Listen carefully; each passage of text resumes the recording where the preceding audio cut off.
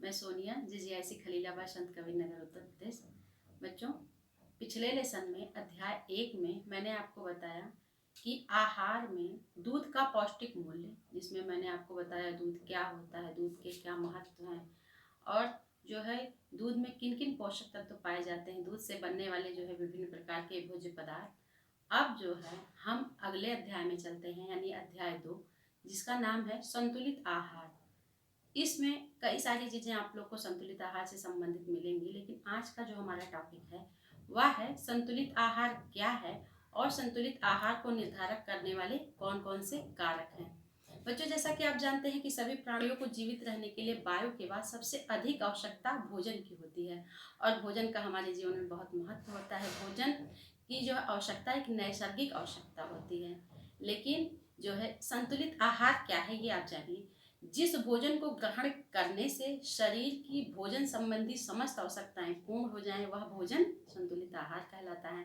यानी कहने का मतलब ये है कि वह आहार जो शरीर की ऊर्जा की आवश्यकता, शरीर के निर्माणक तत्वों की आवश्यकता तथा नियामक और सुरक्षात्मक तत्वों की आवश्यकता की पूर्ति करता है, संतुलित आहार कहलाता है। तो ये तो था संतुलित आहार की परिभाषा। अगला आपका पॉइंट है कि संतुलित आहार को कौन कौन से जो है कारक निर्धारित करते हैं, यानी संतुलित आहार के निर्धारक कारक। तो इसमें सबसे पहले आता है व्यक्ति की आयु, जिसमें बच्चों किसी भी व्यक्ति के लिए संतुलित आहार का निर्धारण करते समय इस बात का अवश्य ध्यान रखना चाहिए कि उसकी आयु क्या है। यानी एक आहार जो एक बच्चे के लिए संतुलित है, वह आहार एक प्रौढ़ व्यक्ति के लिए संतुलित नहीं हो सकता है और ना ही पर्याप्त हो सकता है। जैसे बाल्यावस्था में बच्चों का शरीर जो है बढ़ता रहता है, उनके शरीर में ग्रोथ अधिक होती है, तो इस अवस्था में बच्चों के आहार में प्रोटीन, वसा, कार्बोहाइड्रेट की मात्रा अधिक होनी चाहिए। लेकिन जो वृद्ध लोग होते हैं, प्रौढ़ावस्था वाले लोग होते हैं, उनके आहार का नियोजन करते समय आपको जो है वृद्धिकारक तत्वों के समावेश की आवश्यकता अधिक होती है, क्योंकि जो वृद्ध लोग होते हैं उनकी पाचन शक्ति घट जाती है और उनके आहार में जो है अधिक वसायुक्त भोजन नहीं शामिल करने चाहिए। दूसरा है व्यक्ति के शरीर का आकार। आहार आयोजन करते समय आप जो है व्यक्ति के शरीर का आकार भी ध्यान में देंगी। जैसे सामान्य रूप से लंबे कद वाले तथा सामान्य से मोटे शरीर के व्यक्ति को अधिक मात्रा में आहार की आवश्यकता होती है और सामान्य से छोटे तथा दुबले पतले शरीर वाले व्यक्ति को कम पोषक तत्वों की आवश्यकता होती है।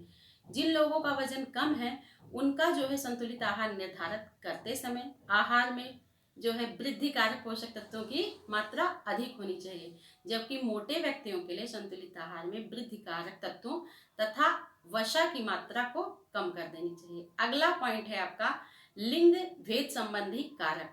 संतुलित आहार के निर्धारक कारकों में से व्यक्ति का लिंग भी जो है बहुत महत्वपूर्ण होता है। इसमें स्त्री और पुरुष आते हैं और इसके 2 कारक जिम्मेदार होते हैं।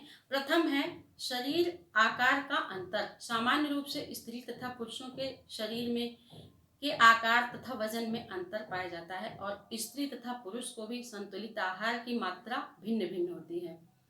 जैसे महिलाएं जो है घर में रहती हैं तो उस हिसाब से उनको संतुलित आहार की मात्रा में थोड़ी कैलोरी की कम आवश्यकता होती है और पुरुष लोग चूंकि वो ज़्यादा श्रम साध्य काम करते हैं, घर बाहर दौड़ने धूपने वाला काम करते हैं, तो उनको ऊर्जादायक पोषक तत्वों की मात्रा अधिक होती है। लेकिन स्त्रियों के जीवन में कभी कभी कुछ विशिष्ट अवस्थाएं भी आती हैं, जैसे गर्भावस्था, स्तनपान करने की अवस्था। तो इस अवस्था में स्त्री के आहार में संतुलित आहार की मात्रा थोड़ी बढ़ा देनी चाहिए। अगला है आपका शारीरिक श्रम संबंधी कारक। इसमें जो है श्रम तथा व्यवसाय को ध्यान में रखना चाहिए, यानी संतुलित आहार का आयोजन करते समय जो है व्यक्ति के व्यवसाय तथा श्रम को ध्यान में रखना चाहिए। सामान्य रूप से अधिक श्रम करने वाले व्यक्ति के आहार में ऊर्जादायक तत्वों की मात्रा अधिक होनी चाहिए और सामान्य रूप से कार्बोहाइड्रेट की ऊर्जा प्राप्ति के लिए उत्तम पोषक तत्व माना जाता है। इसी कारण जो श्रमिक वर्ग होते हैं वो गुड़, शक्कर आदि की मात्रा का अधिक ग्रहण करते हैं और जबकि कम शारीरिक श्रम करने वाले व्यक्तियों के आहार में ऊर्जादायक तत्वों की मात्रा कम होनी चाहिए और इस वर्ग में अधिक से अधिक कार्बोहाइड्रेट। यदि जो है ऐसे वर्ग जो शारीरिक रूप से कम श्रम करते हैं, अगर वो ज़्यादा कार्बोहाइड्रेट तथा वसा ग्रहण करेंगे तो उनके शरीर का वजन बढ़ जाएगा और वो मोटापे के शिकार हो जाएंगे, जिससे उन्हें विभिन्न प्रकार की बीमारियां हो जाएंगी। अगला 5वां नंबर है आपका जलवायु का प्रभाव। संतुलित आहार का आयोजन करते समय जो है आपको जलवायु का भी ध्यान रखना चाहिए। जैसे कुछ देश ऐसे होते हैं जहाँ की जलवायु ठंडी होती है, तो वहाँ पे जो है संतुलित आहार की आवश्यकता उन लोगों को अधिक होती है, लेकिन उनके आहार में ऊर्जादायक पोषक तत्वों की मात्रा को जो अधिक सम्मिलित किया जाता है। इसके विपरीत जहाँ की जलवायु कम होती है, गर्म होती है, वहाँ पे जो है संतुलित आहार की मात्रा कम होनी चाहिए, क्योंकि गर्म जलवायु में पसीना अधिक आता है और पसीने के माध्यम से खनिज लवणों की जो है हानि अधिक होती है। अतः गर्म जलवायु में रहने वाले व्यक्ति के आहार में खनिज लवणों की मात्रा अधिक होनी चाहिए। तो ये तो था बच्चों संतुलित आहार और संतुलित आहार को निर्धारित करने वाले कारक, जिसमें पहला आपका था व्यक्ति की आयु, दूसरा था व्यक्ति के शरीर का आकार, तीसरा था लिंग संबंधी भेद और कारक, चौथा था शारीरिक श्रम संबंधी कारक और जलवायु। तो कभी भी जब भी आप संतुलित आहार का आयोजन करिए तो इस जो है इन सब चीज़ों का विशेष रूप से ध्यान करते आप संतुलित आहार का आयोजन वो चार्ट वो तालिका आप बना सकते हैं। इससे संतुलित आहार का जो है चार्ट बनाने में आपको बहुत आसानी होगी। इसी के साथ जो है मैं आज का पॉइंट ही समाप्त करती हूँ।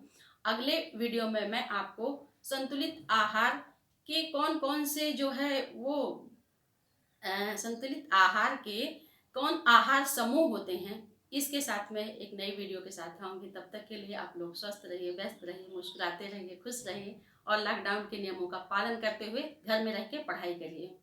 धन्यवाद।